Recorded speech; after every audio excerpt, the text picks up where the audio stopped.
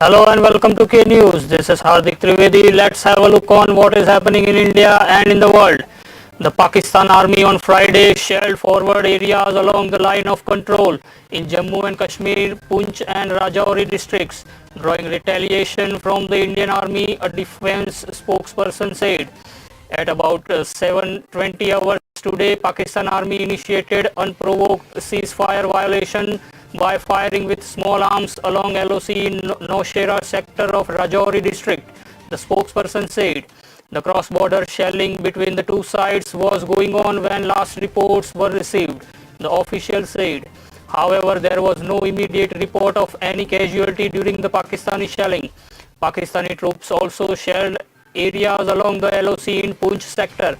About 3:30 hours today, Pakistani initiated unprovoked ceasefire violation by firing with small arms and shelling with mortars along LOC in Krishna Ghati sector of district Poonch, the spokesperson said.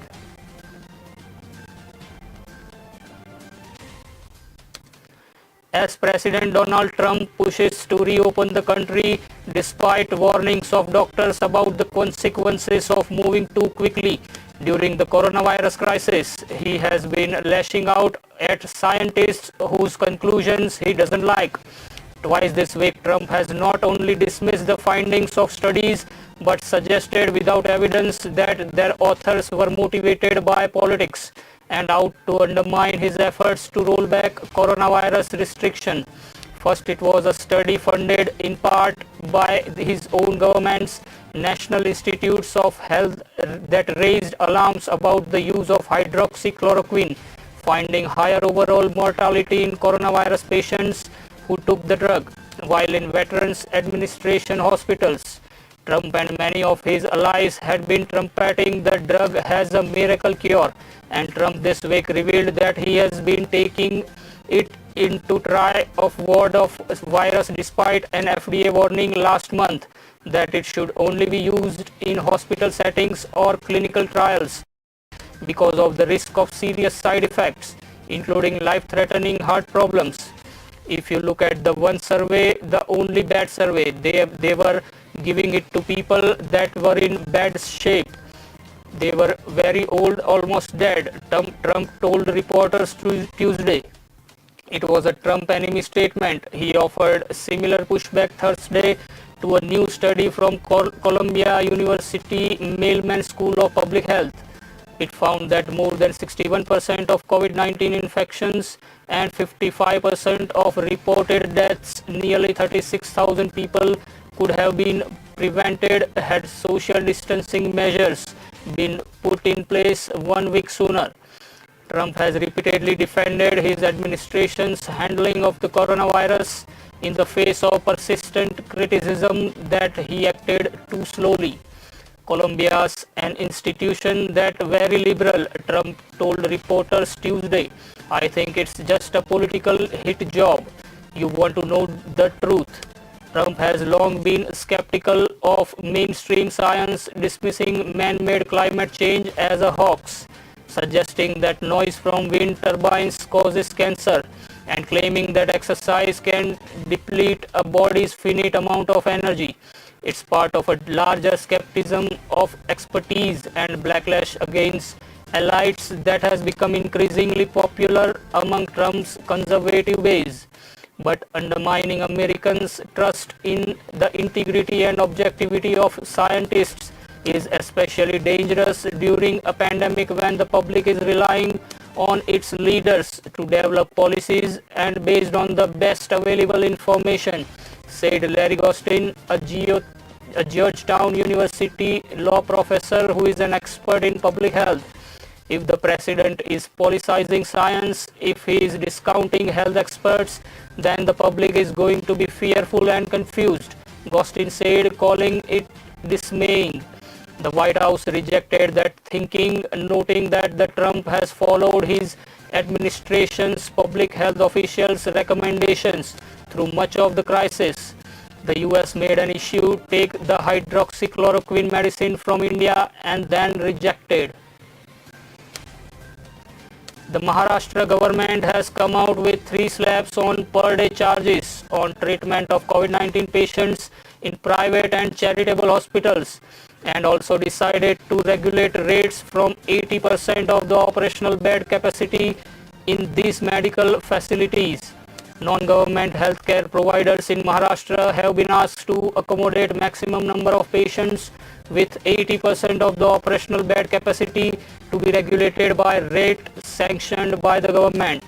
Fresh guidelines issued by the state government on Thursday said the fee regulation decision applies to both isolation and non-isolation beds in private and charitable hospitals.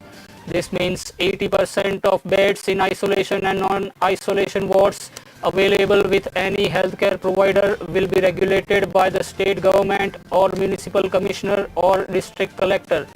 Healthcare providers may charge their own rates to the remaining 20% beds.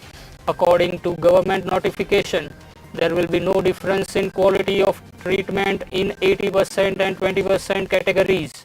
For COVID-19 patients, there will be 3 rate slabs on per day basis, rupees 4,000, 7,500 and 9,000, based on the category of wards they have been admitted in, said the notification. For non-COVID patients, hospitals which have agreement with insurance companies will follow the rate of lowest slab, irrespective of the category of beds occupied by the patient. If there is no agreement between the two sides, a hospital will follow slab-wise rates depending on beds in hospital, the notification said. The guidelines will be in force till August 31. Reliance Industries on Friday announced the sale of a 2.32% stake in its digital unit to US private equity giant KKR for rupees 11,367 crores. The fifth deal in 4 weeks that will inject a combined rupees 78,500 crore in the oil to telecom conglomerate to help it pay debt. This is KKR's largest investment in Asia. This transaction values Jio Platforms at an equity value of rupees 4.91 lakh crore and an enterprise value of 5.16 lakh crore.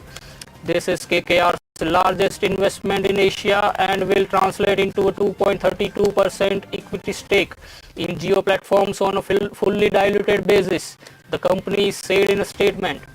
The deal follows Facebook picking up 9.99% stake in the firm, housing India's youngest but largest telecom company on April 22 for rupees 43,574 crore. Over the last month, leading technology investors such as Facebook, Silver Lake, Vista, General Atlantic and KKR have announced aggregate investment of rupees 78,562 crores into Jio Platforms. Founded in 1976, KKR has a long history of building leading global enterprises and successfully investing in businesses in the technology sector, including BMC Software, through this private equity and technology growth funds. Since inception, the firm has invested over $30 billion total enterprise value in tech companies, and its technology portfolio currently has more than 20 companies across the technology, media and telecom sectors. In addition, India has been a key strategic market for KKR with a history of investing in the countryside 2006. Mukesh Ambani, chairman and managing director of the Reliance Industries, said, "I am delighted to welcome KKR, one of the world's most respected financial investors, as a valued partner in our onward march to growing and transforming the Indian digital ecosystem for the benefit of all Indians. We are looking forward to leveraging KKR's global platform, industry knowledge and operational expertise to further grow Jio." Henry Carves, co-founder and co-CEO of KKR, said few companies have the potential to transform a country's digital ecosystem in the way that Jio Platform is doing in India and potentially worldwide. Jio Platforms is a true homegrown next generation technology leader in India that is unmatched in its ability to deliver technology solutions and services to a country that is experiencing a digital revolution.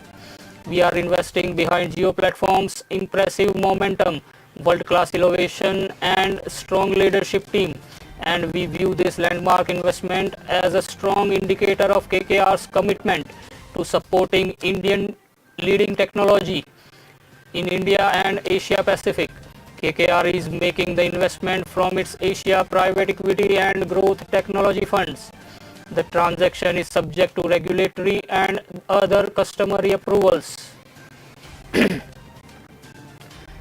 Reserve Bank of India Governor Shashikanta Das on Friday announced a reduction in repo rate to 4% from existing 4.4% in a surprise move to support the economy.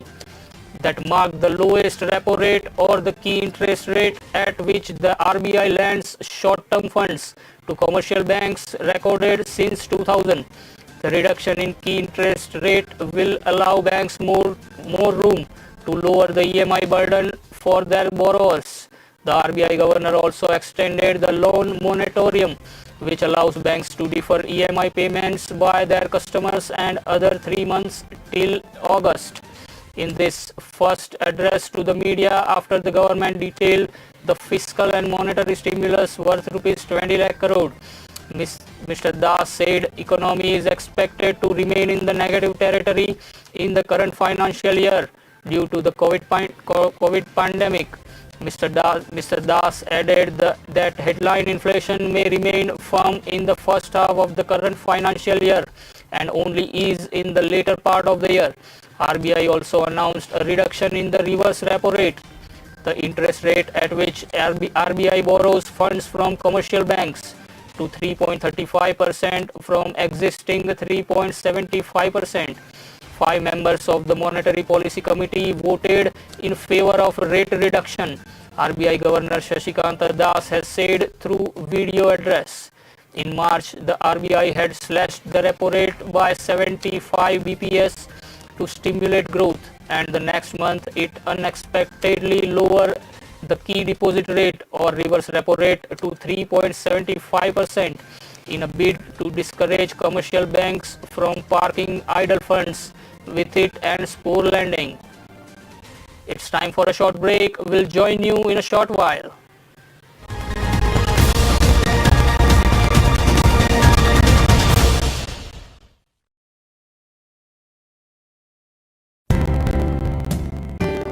आपका स्वागत है शीतल smiley parlour में, जो हमारी सालों की मेहनत और आपके साथ का नतीजा है।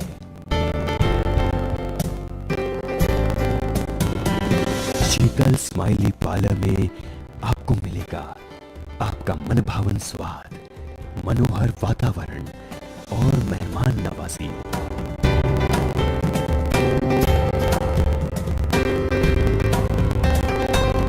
यहाँ पे होता है गुणवत्ता, सेहत और स्वाद का संगम।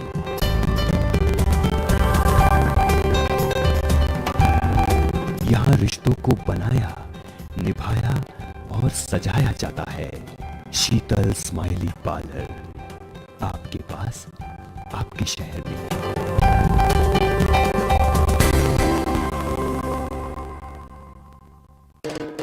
Dress up your Tundi fan with the cooler number one.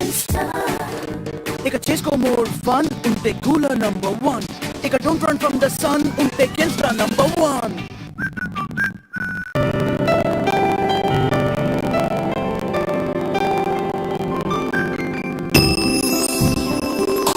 पहली नजर में हो गया मैं दीवाना दीवाना दीवाना,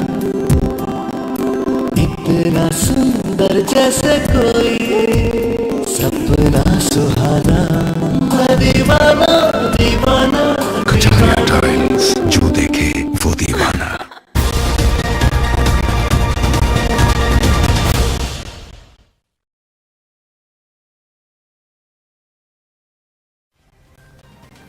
Welcome back to K News and thank you for watching. Let's continue the streak of news. Infosys on Friday said a class action lawsuit filed against the company and some of its employees in the US District Court has been dismissed. The move comes after whistleblower complaints alleging certain unethical practices by the top management emerged in October last year. Infosys has disclosed that they had received whistleblower complaints alleging certain unethical practices by the top management. U.S. market regulator Securities and Exchange Commission had also investigated the matter. The complaint, which was filed in the Eastern District of New York, was brought on behalf of the class consisting of persons or entities who purchased the company's publicly traded securities between July 7, 2018 and October 20, 2019 and alleged claims for violations of the U.S. federal securities laws. Infosys said in a regulatory filing on Friday. It further said that on May 21, 2020, the plaintiff voluntarily dismissed the lawsuit without prejudice. After receiving the whistleblower complaint, Infosys had started an internal probe into the matter and roped the external investigators. In January this year, Infosys had said its audit committee had found no evidence of financial impropriety or executive misconduct, virtually giving a clean sheet to CEO Sahil Parekh and CFO Nilanjan Roy, who were accused by anonymous whistleblowers of rigging the company's balance sheet. In March, Infosys had said the SEC had concluded its investigation on the whistleblower allegations and that does not anticipate any further action by the regulator. The Bengaluru-based company had said it has responded to all the inquiries received from Indian regulatory authorities and that will be continue to cooperate with the authorities if there are any additional requests for information. Prime Minister Shri Narendra Modi today visited the state of West Bengal to review the situation arising out of Cyclone Amphan. He was accompanied on visit by Union Minister Shri Dharmendra Pradhan, Union Ministers of State Shri Babul Supriyo, Shri Pratap Chandra Sarangi and Ms. Debashri Chaudhary, accompanied by the Governor of West Bengal Shri Jagdeep Dharkhand, Chief Minister Ms. Mamta Banerjee. Prime Minister undertook an aerial survey of the cyclone affected districts of West Bengal. Thereafter, Prime Minister chaired a meeting of all the senior officers to the state and central governments to review the relief and rehabilitation measures being undertaken in West Bengal. He announced a financial assistance of rupees 1,000 crore for immediate relief activities to the state of West Bengal. After receiving memorandum of assistance from the state, Union government will deploy an interministerial team to visit the state to assess the extent of damage in the state, based on which further assistance will be given. Prime Minister expressed his complete and solidarity with the people of West Bengal and expressed deep sorrow of the families who have lost their kin during the calamity. He announced an ex gratia of rupees 2 lakhs to the next of kin of the deceased and rupees 50,000 to the seriously injured in cyclone in the state. Prime Minister assured the people of the state that the Union government would closely work with the state government at its difficult time, extend all possible assistance for restoration and rebuilding of the infrastructure in the affected areas. This was the second visit of the Prime Minister to the state of West Bengal this year, with only state apart from Uttar Pradesh, where he has had multiple visits this year. Prime Minister had earlier this year visited West Bengal on 11-12 January, whereby he had attended the 150th anniversary celebrations of Kolkata Port Trust, dedicated to the nation 4 refurnished heritage buildings in Kolkata, and had also visited Belur Math. NTPC Limited, the PSU under Ministry of Power and Oil and Natural Gas Corporation Limited, ONGC, the PSU under Ministry of Petroleum and Natural Gas, have signed a memorandum of understanding to set up a joint venture company for renewable energy business. The MOU will enable both companies to accelerate their footprint in renewable energy. The MOU was signed by Shri A.K. Gupta, Director Commercial NTPC, and Shri Subhash Kumar, Director Finance and in charge Business Development and Joint Venture ONGC. The MOU signing activity has been done on virtual conferencing mode in the august presence of Shri Gurdeep Singh, CMD NTPC, and Shri Shashi Shankar, CMD ONGC, along with the other directors and officials of both the companies. As per the MOU, NTPC and ONGC will explore the setting up of offshore wind and other renewable energy projects in India and overseas. They shall also explore opportunities in the field of sustainability, storage, e-mobility and ESG, environmental, social and governance compliant projects. NTPC presently has 920 megawatt of installed renewable power projects in its portfolio and about 2300 megawatt of RE projects under construction. With this tie-up, NTPC would accelerate its RE capacity addition program and also expand its footprint in offshore wind and overseas renewable energy projects. This will help India's largest power generator achieve its ambitious target of 32 gigawatt of renewable energy projects by 2032. ONGC has a renewable portfolio of 176 megawatt comprising of 153 megawatt wind power and 23 megawatt of solar. This development will enhance the presence of ONGC in the renewable power business and enable its ambition to get 10 gigawatt of renewable power to its portfolio by 2040. With NTPC Group's total installed 62,110 megawatt capacity, NTPC has 70 power stations comprising of 24 coal, 7 combined of cycle gas, liquid fuel, 1 hydro, 13 renewable along with 25 JV power sections. The Prime Minister also announced Rs 500 crore assistance for Odisha after reviewing damage caused by Cyclone Amphan. A proposal to enact new Hong Kong security legislation was submitted to China's rubber stamp on Friday. State media said a move expected to fan fresh protest in the semi-autonomous financial hub. The proposal, which has been condemned by the US and Hong Kong pro-democracy figures as an assault on the city's freedoms, was tabled on the opening day of the week-long National People's Congress, Xinhua News Agency said. Parliament spokesperson Zhang Yeshui late on Thursday said the chamber would consider a proposal for security legislation in Hong Kong. Details have not been spelled out. In a State of the Nation speech opening China's annual parliamentary session on Friday, Premier Li Keqiang said only that China would establish and improve the legal systems and mechanisms to safeguard national security in Hong Kong. But Beijing has made it clear that it wants to see legislation enacted in Hong Kong to curb a growing pro-democracy movement in the former British colony, which reverted to Chinese control in 1997.